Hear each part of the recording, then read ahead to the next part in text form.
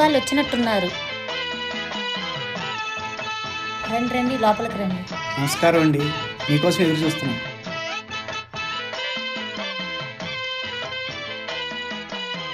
బాబు ఏం చేస్తుంటాడండి? మా అబ్బాయి సాఫ్ట్వేర్ అండి. అలాగా, జీతం ఎంత బాబు? ఓవరాల్గా 1,50,000 వరకు వస్తుందండి. మీరు ఆగండి. ఇంతకీ మీ అబ్బాయికి ఇంటి పని వంట పని నేర్పించారా లేదా? అదేంటి మగపిల్లి వాళ్ళు మేము అడగాలి కదా, మీరు అడుగుతారంటే ఆ ప్రశ్న?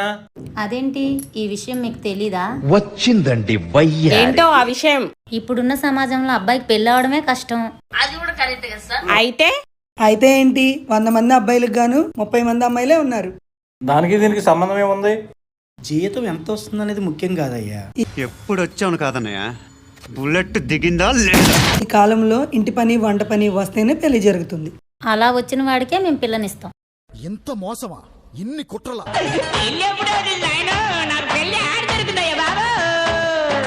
రావదమ్మా.